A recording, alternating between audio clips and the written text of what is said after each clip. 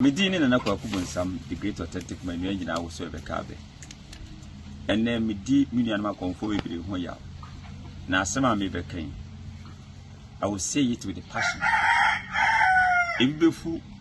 if you any budget, if you ever ho. Nansono, Nanano sum a summa. You don't joke with it. Social media ama konfuni bi sebe nyansa pa ye free nyansa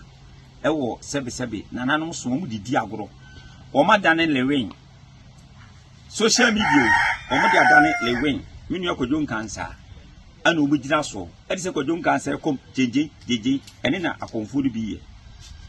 comfort wo was so ko guarantee wo ana me yin bosum ba was ne bosum so ko guarantee wo ana ko se ne de camera si comfort no so bosum aba no ne de si so every day and out me na ma comfort mu ma social media ya mo de too much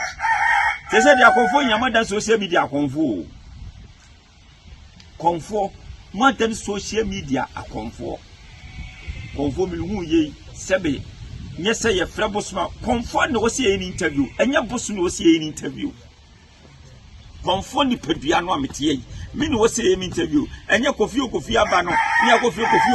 ne be interview what be that every say titidman kwa ba ade obodo ba ade da ben no won say sebe titimem no ye chibosu so ne ay bosu interview ene de sebe pedua sebe enya ado obi creative presenter akono afre no bosom ne ya de dachibosom atras ne interview.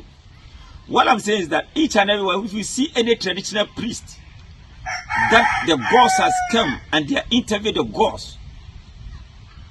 that traditional priest look at him twice. People have to be wise about this.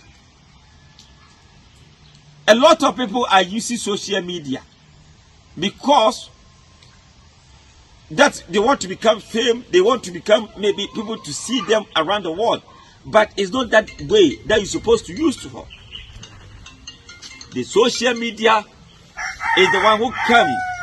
to let people to know. You have to introduce you the traditional priest, not the ghost that has come. Now conformity now no conformity odi abetie. Nebo smaba odi abetie. When you na confirm the boss ma ba was me kwadwonso atia fra ma ba me dwonso chese bu gubosu nani mase ha ye obosu mu okro oba ankom oba was me kom sa abosom no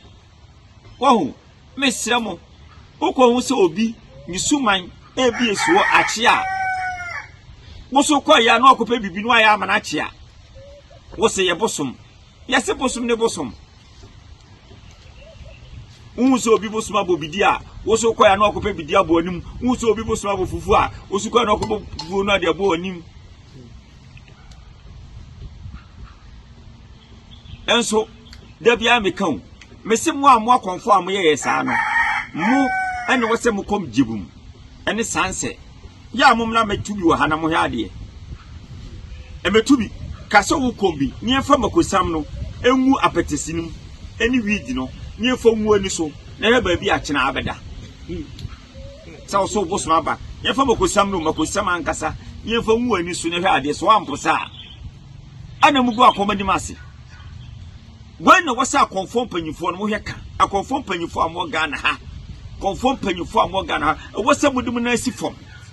with the boldness with the strongness me na na ko kwado number 1 wo ka ho e was a mukasa asem no me papa konfo abas wo ka ho e wose mo kasa asem me wofa kudiba wasaba wo ka ho e wose wo kasa asem no me no kwayo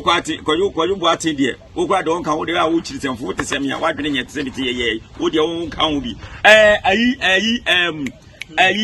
me papa ampedwa wo ye konfo panyi wo ka ho Joe boy wo ka ho bi de okom shia urai wo ka ho bi